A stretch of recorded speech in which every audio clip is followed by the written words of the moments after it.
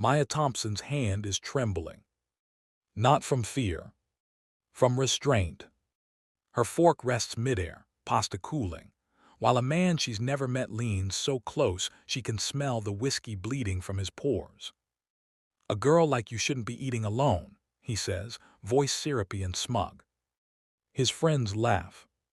The restaurant goes quiet. Plates stop clinking. Eyes drop. No one intervenes. And just like that, the entire room becomes complicit. Beautiful souls, before we go any further, where are you watching from tonight? Drop your city in the comments. I read every single one.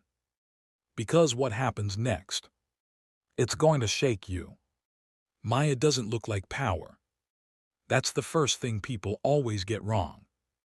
She's 32, slim build, minimal makeup, a simple black dress, low heels, no jewelry except a thin gold chain, the only thing she owns that belonged to her late father.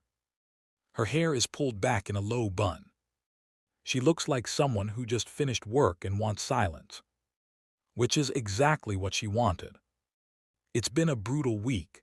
Courtroom battles, corporate subpoenas, threat letters slipped under her office door, anonymous calls that hang up when she answers. And through all of it, one constant thought. Get home safe, be there for Liam. Liam is 7. Big brown eyes, gap-toothed grin, obsessed with dinosaurs. He's at home tonight with her neighbor Mrs. Alvarez, because Maya promised him she'd be back before bedtime. "I'll bring dessert," she told him. She always keeps her promises. Always.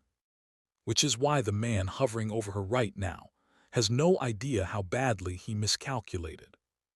"Hey," he snaps his fingers near her face. "You deaf or just rude?" The laughter from his table grows louder. 3 men. All in tailored suits. All in their early 30s. All wearing the kind of watches that scream inherited money. Their names: Connor Whitmore, Blake Whitmore, Tristan Hale. Sons of 2 of the most powerful business families in the city. Real estate empires. Hospital board members. Political donors. Untouchable. Everyone knows it. Waiters know it. Managers know it. Police know it. Which is why no one moves. No one speaks. No one saves her. And if you've ever been in a room like that, where the air turns thick and you realize you're alone, you know that kind of silence cuts deeper than insults. Comment "I see you" if you've ever had to stand alone in a room like that. Because Maya has. Her whole life. Connor pulls out the seat across from her without asking and sits down. "You look stressed," he says, leaning back like he owns the space. "Maybe you need better company." Maya slowly places her fork down. Her eyes meet his. Calm. Unflinching. "I suggest," she says evenly, "you return to your table." The confidence in her voice unsettles him for half a second. But only half. He smirks. "Oh, I like this one." His friends cheer him on. And then he makes his second mistake. He reaches for her wrist. Not aggressively. Not violently. Just entitled. Like he has the right. Like she's a prop in his evening. And in that moment, something shifts. Not in her. In him. Because her expression changes. Not to fear. To assessment. Clinical. Measured. The look of someone memorizing every detail. Every word. Every witness. Across the restaurant, the hostess pretends to rearrange menus. But she's watching. The bartender slows his movements. The manager disappears toward the back. The energy has changed. And Connor feels it. He just doesn't understand it. "Not yet. You know who my father is," he says, leaning closer. "You don't want to make this complicated." Maya tilts her head slightly.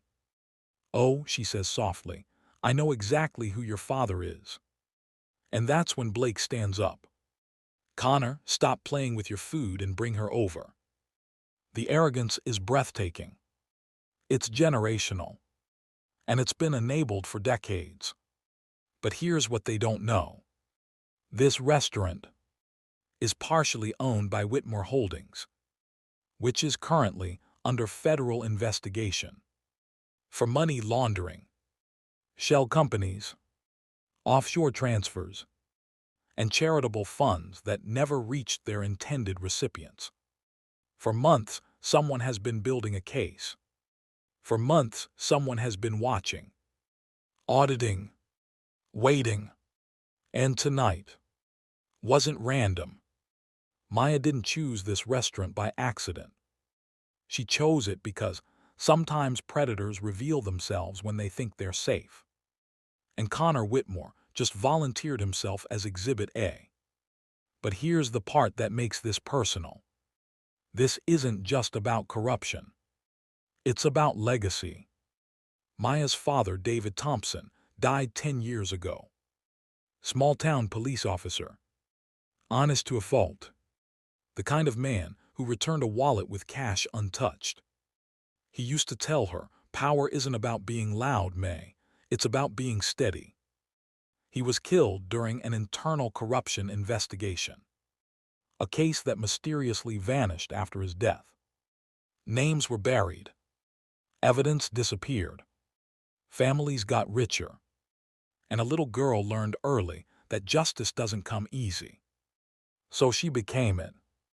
Youngest federal prosecutor in the state. Relentless. Precise. Untouchable in court. But right now, to this room, she's just a woman eating alone. Connor squeezes her wrist slightly. Smile, he says. And Maya finally stands. Not abruptly.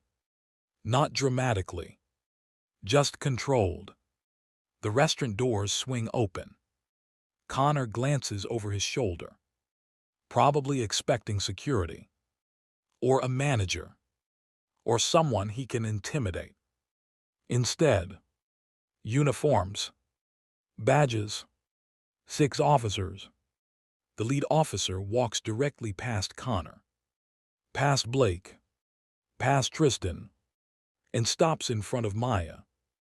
Ma'am, he says respectfully, we've completed the audit. Connor's grip loosens. What audit? Blake demands. The officer turns slowly. Federal Financial Crimes Division. Silence crashes over the room. And that's when it hits them.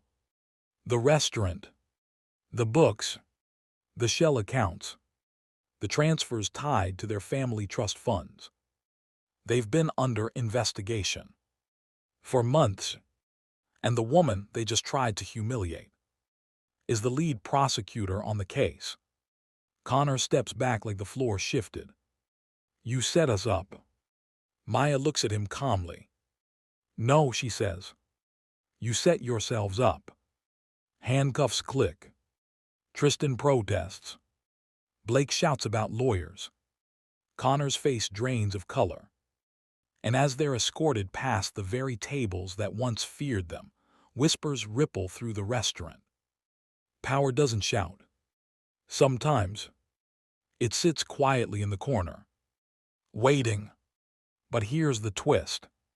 This isn't over. Because when Connor is led past Maya, he leans in one last time and whispers. You think this ends here. You have no idea what you've started. And for the first time tonight, Maya feels something close to danger. Not for herself. For Liam. Because men like Connor don't lose gracefully. They retaliate. And there are forces bigger than 3 arrogant sons. Forces that buried her father's case. Forces that don't like being exposed. And as she finally sits back down and picks up her fork, her phone vibrates. One message. Unknown number. You should have stayed home tonight. The camera in your mind just zoomed in, didn't it? Good. Because this story, is only getting started. And if this opening already has your heart pounding, make sure you're subscribed, because what's coming next will completely flip the power dynamic. But wait, there's more. We uncover the secret her father left behind, and the one ally who's been working in the shadows all along. And trust me, the Whitmores aren't the only predators about to be exposed. The message is still glowing on her screen. You should have stayed home tonight. Maya doesn't react. Not outwardly, but inside. Every instinct sharpens. Predators don't threaten unless they're afraid. And that text, it isn't confidence. It's panic. She stands slowly, nods politely to the officers, and walks out of the restaurant alone. No dramatic exit. No victory speech. Just quiet control. But the moment she steps into the cool night air, she dials one number. It rings once. "Tell me they didn't touch you," a voice answers immediately. Daniel Reyes, former military intelligence, now head of her investigative task force, her most trusted ally, her late father's former protege, and the only person outside her home who knows how much Liam means to her.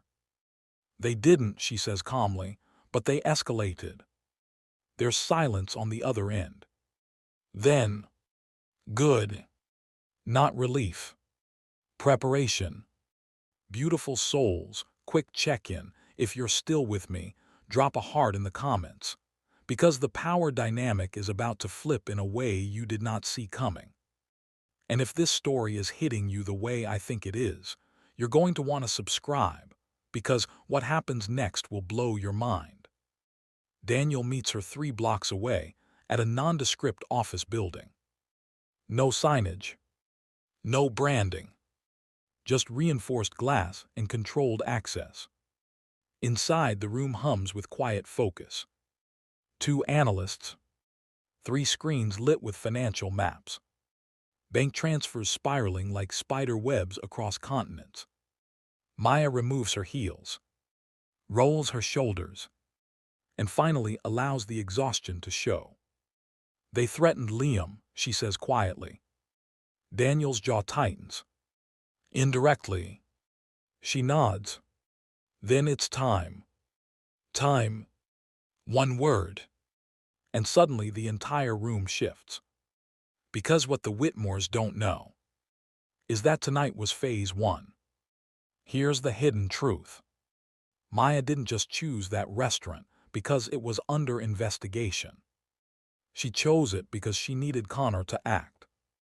Arrogant men reveal everything when they feel untouchable. And the moment he touched her, he confirmed federal obstruction, intimidation of a prosecutor, tampering with an ongoing investigation. They recorded everything. Body cams in the officers' jackets, microphones in the lighting fixtures, court-approved surveillance, witness statements already being drafted. But that's not even the real leverage. Daniel taps a screen, and Maya sees it. A name. Not Whitmore. Hale. Tristan Hale's father. Chairman of the State Infrastructure Committee. The same committee that, 10 years ago, oversaw the internal investigation into her father's death. Her breathing stills. "Say it," she whispers. Daniel doesn't sugarcoat. "The corruption case your father was building before he died, it leads here."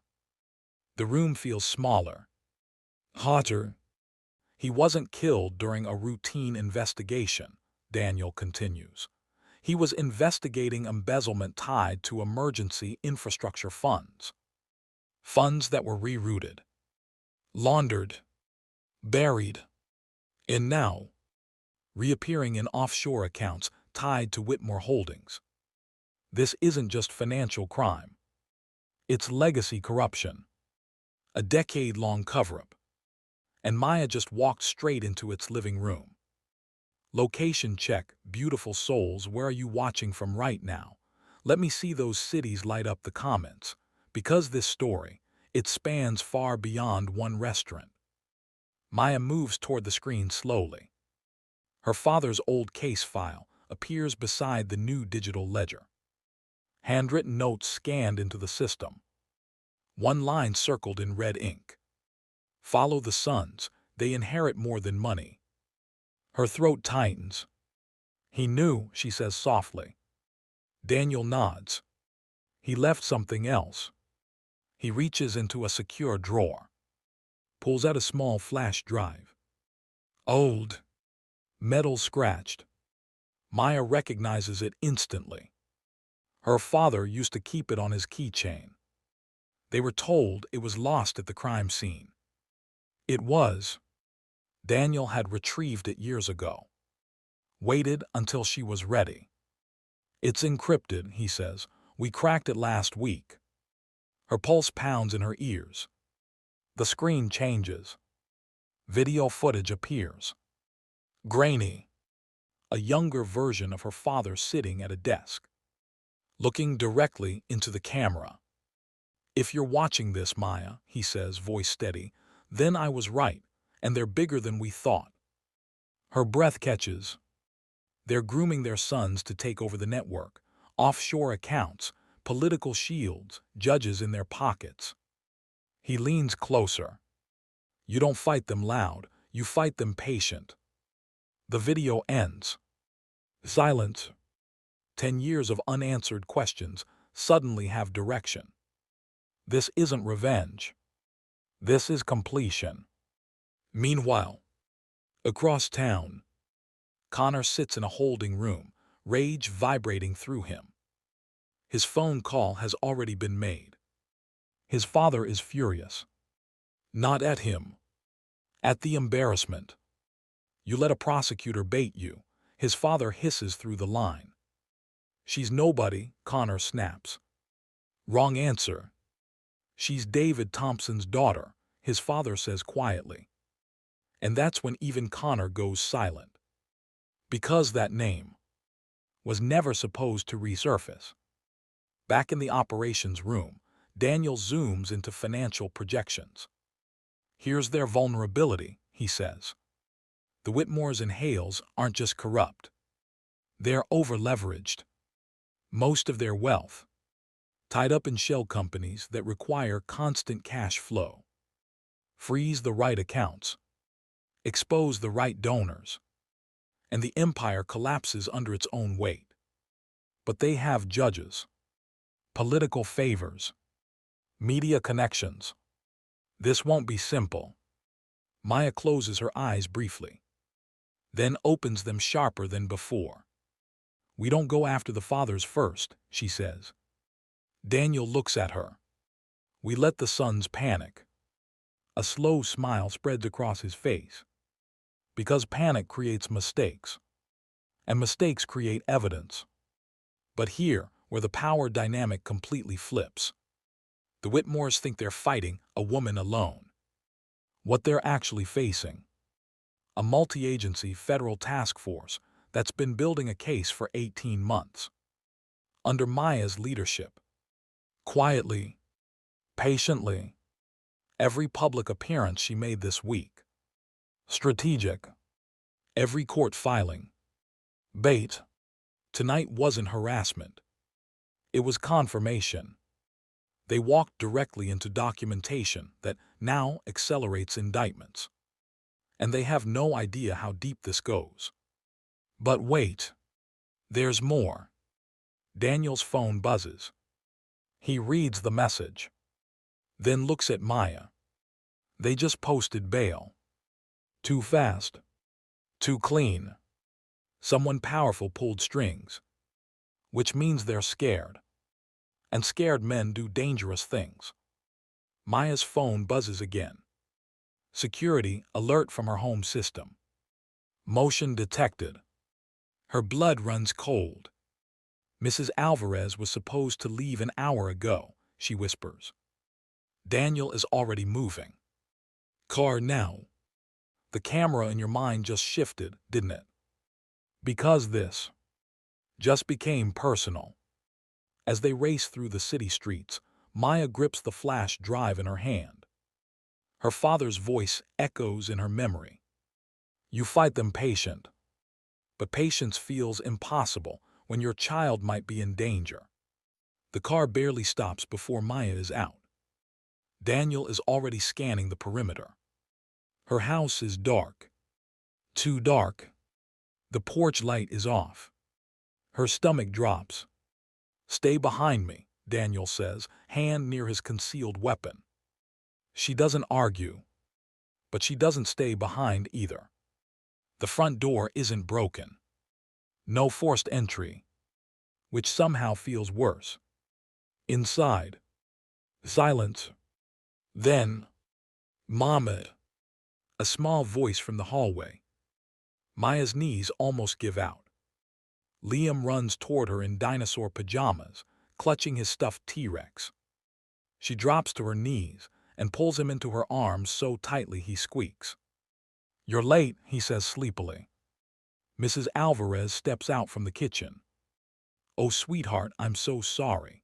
The power flickered earlier and the alarm system must have reset. Daniel checks the security panel. Manual override. Not a glitch. Someone triggered it remotely. Not to enter. Just to scare. A message. We can reach you. Maya kisses Liam's hair. I need you to pack a bag, buddy. Sleepover adventure. His eyes light up. Is it like spy stuff? She forces a smile. Exactly like spy stuff. Beautiful souls pause for a second. If you're a parent, you felt that fear. Drop a heart in the comments if you know what it means to protect your child at all costs. Because this isn't just about corruption anymore. It's about bloodlines. Within an hour, Liam is relocated to a federal safe house under Daniel's supervision. Mrs. Alvarez insists on going too. I raised 3 boys, she says firmly. I can handle 1 dinosaur. Maya hugs her tightly. Family isn't always blood. Sometimes it's loyalty. And that loyalty is about to matter more than ever. Meanwhile, across town, Connor Whitmore is packing in his father's study. Mahogany shelves, crystal decanter, generational arrogance dripping from the walls. You spooked her, his father snaps. Why would you trigger her security? Connor smirks. To remind her she's not in control.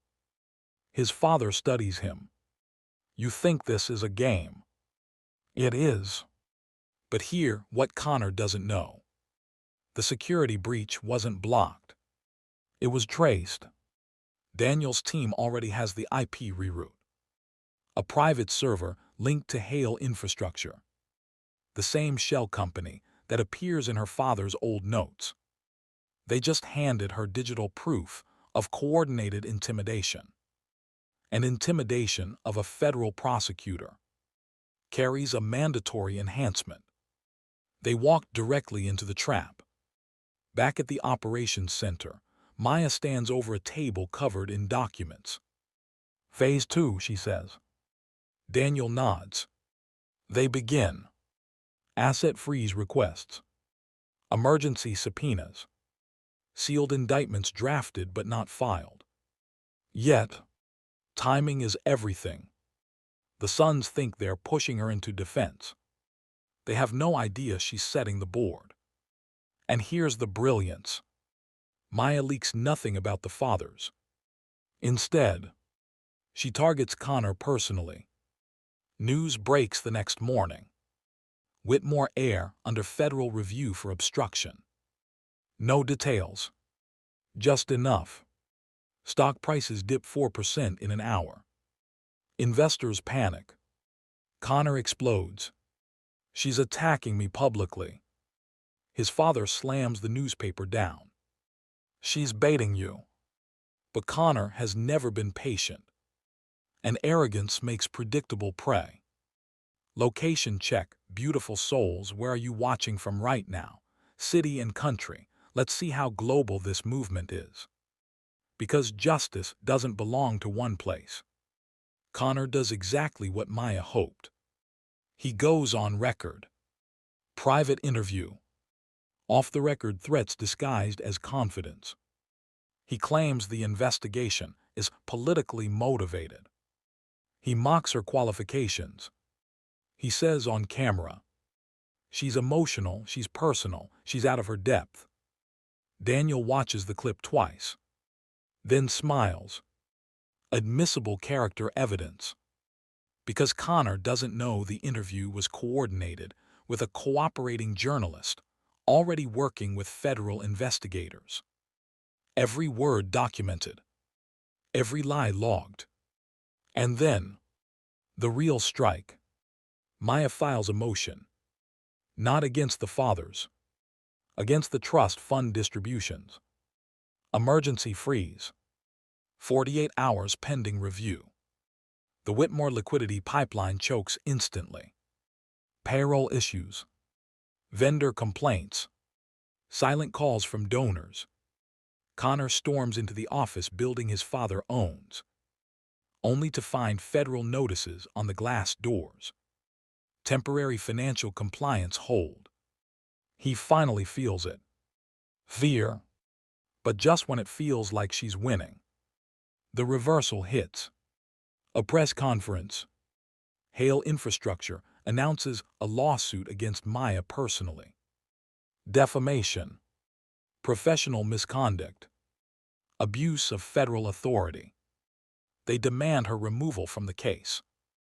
Political allies begin whispering. News pundits question her motives. And then, the worst blow. An anonymous complaint filed with the ethics board, alleging she targeted the families because of her father's past, claiming personal vendetta. Conflict of interest. Daniel stares at the document. They're trying to sideline you. Maya feels the air thin. If she's removed, the task force dissolves. The case resets. Years lost. Her father's work buried again. Connor goes live on social media that night. "You wanted attention," he says smugly. "Now you've got it." And the comments explode. Some defending her. Some attacking her. Some threatening. And then, a photo leaks. Liam walking into the safe house. Blurry, but recognizable. Maya's blood runs cold. They cross the line. Publicly. Beautiful souls. This is the moment. The moment where rage could ruin everything. Comments stay steady if you think she should keep control. Because this is where champions are made or destroyed. Daniel steps closer.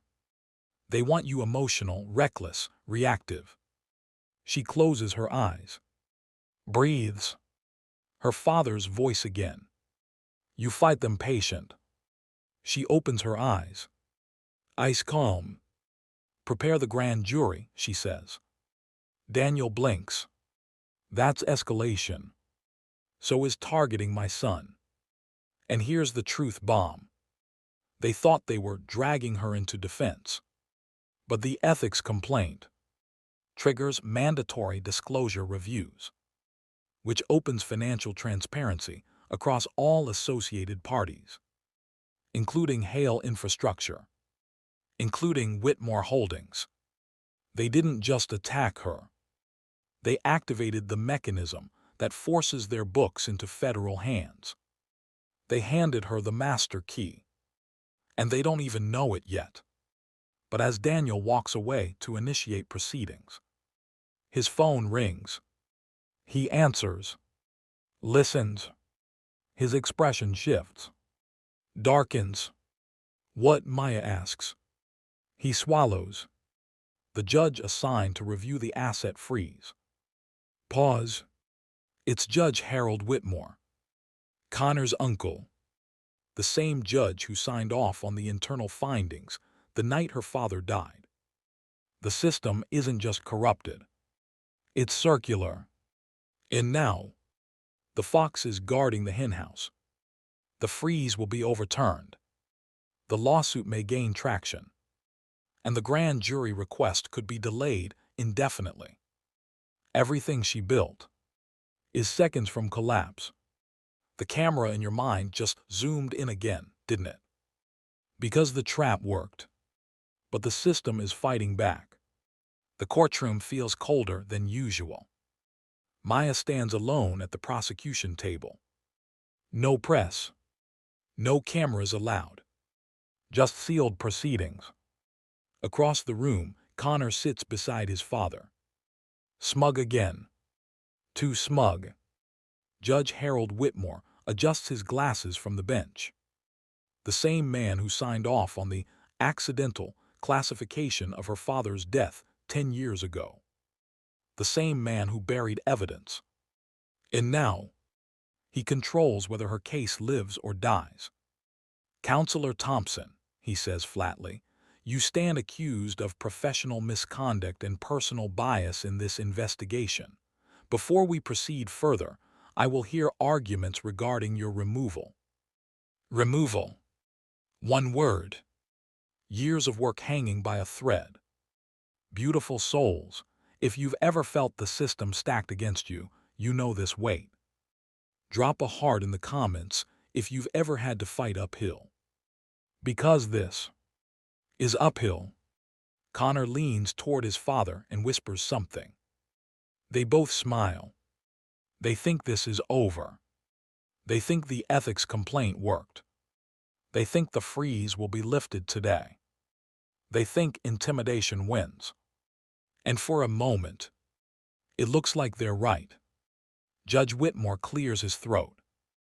Given the personal history involving your father, this court finds reasonable grounds to question your objectivity. Objection.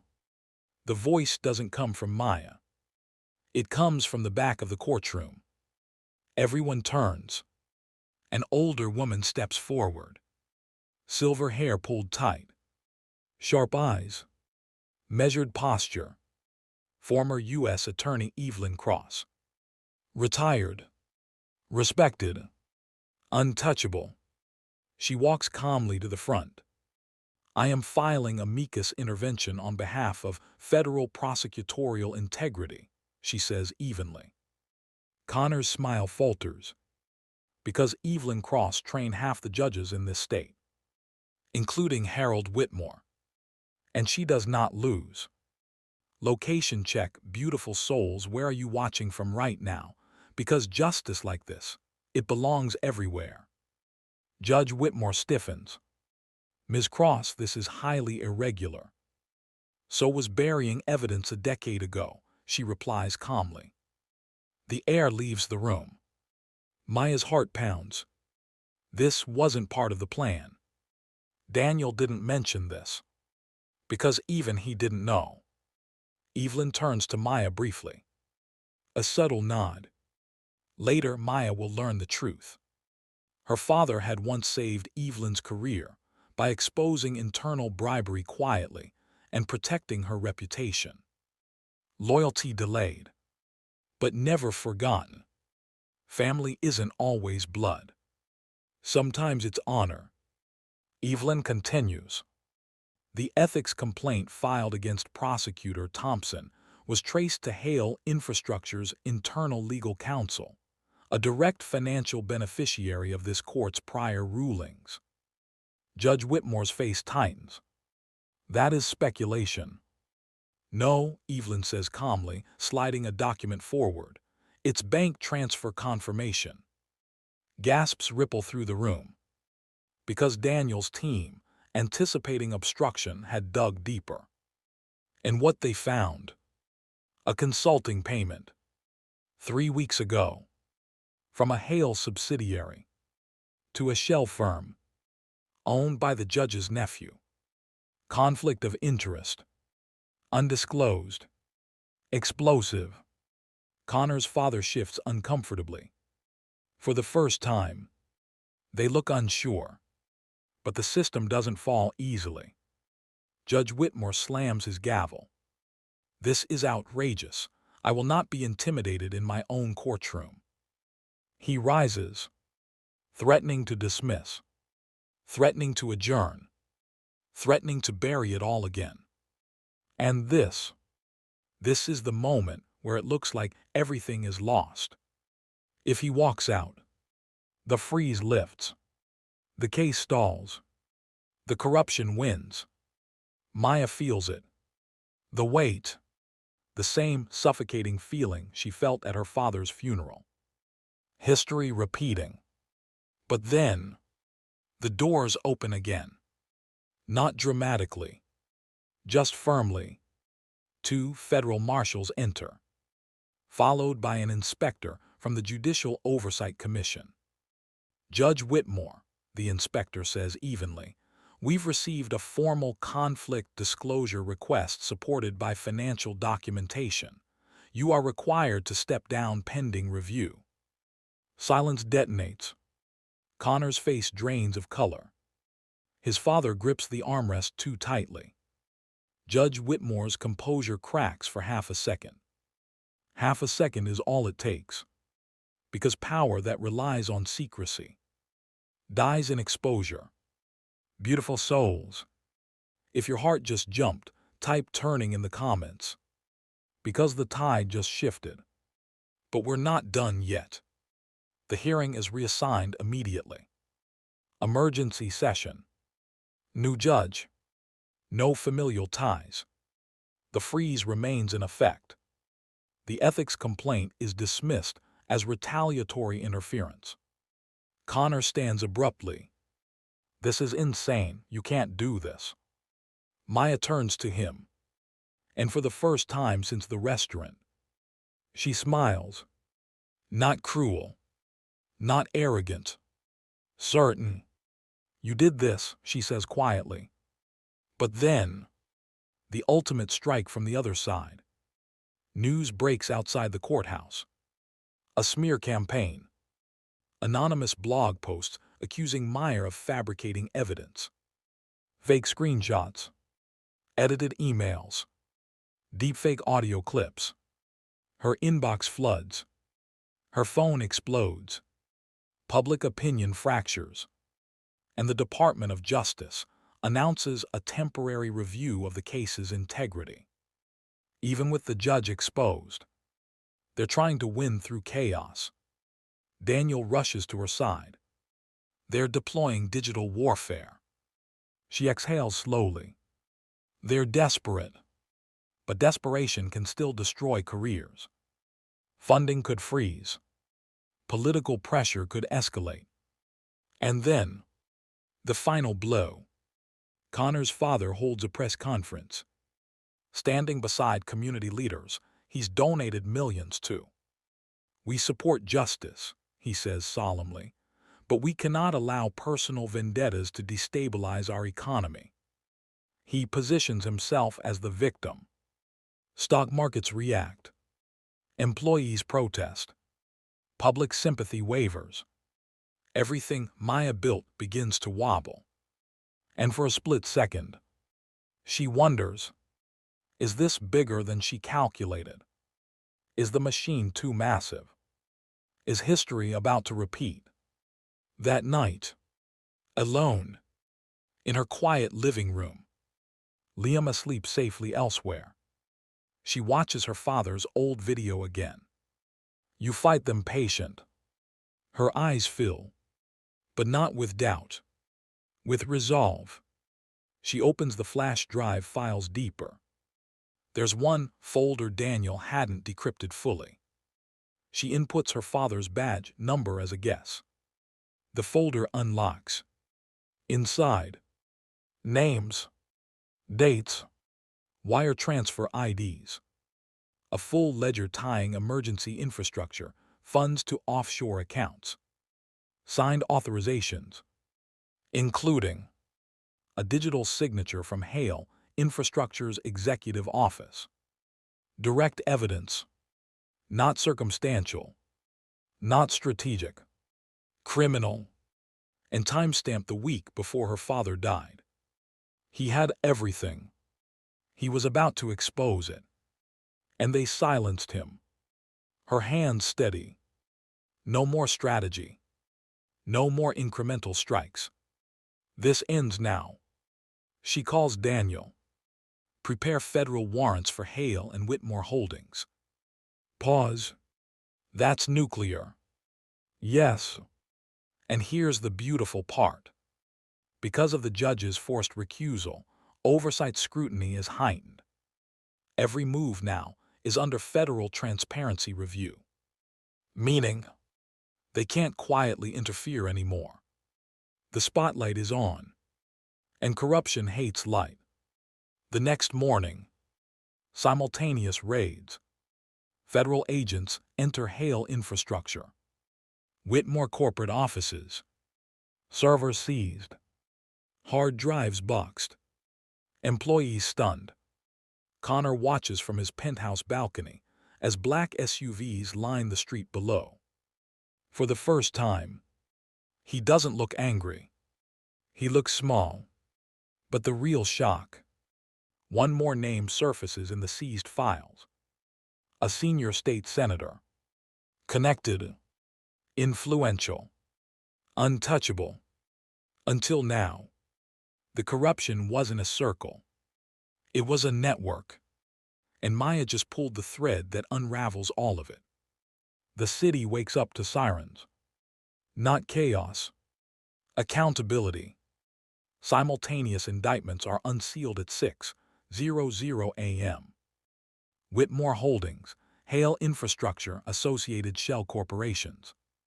Charges include federal money laundering, obstruction of justice, witness intimidation, misuse of emergency infrastructure funds, and one charge that makes headlines nationwide: conspiracy related to the suppression of a prior corruption investigation. David Thompson's name appears in federal documents for the first time in 10 years. Not as a footnote, as a turning point. Beautiful souls, if that gave you chill, type legacy in the comments.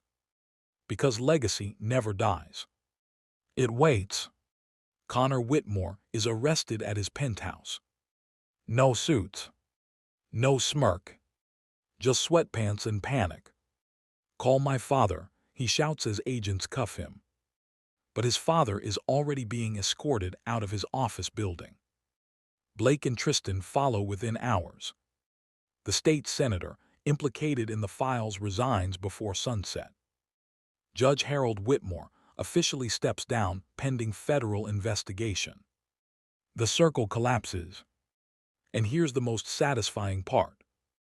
The financial freeze holds. Assets are seized. Shell companies dissolved. Hidden accounts exposed. For the first time in decades, the machine doesn't absorb the scandal. It breaks under it. Location check, beautiful souls, where are you watching from as justice unfolds? Drop your city below. This movement is bigger than one place. The trial lasts months. Televised. Relentless. Connor tries arrogance at first. Then denial. Then silence. But the evidence is overwhelming. Server logs. Transfer records.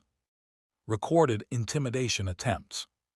His own words from that restaurant night replayed in court. A girl like you shouldn't be eating alone. The courtroom watches as the clip pauses on Maya's calm face. The narrative flips permanently. She wasn't alone. She was building a case. And they walked into it. Evelyn Cross testifies briefly. Measured. Devastating. The integrity of this state depends on moments like this, she says, when power learns it is not immune. Daniel presents the digital trace linking the security breach at Maya's home to Hale infrastructure. The jury watches the web of corruption unravel. One by one. Guilty. Guilty. Guilty. Connor receives 8 years federal sentencing, with additional probation for intimidation. Blake and Tristan receive lesser but substantial sentences due to cooperation. Their fathers. Longer terms.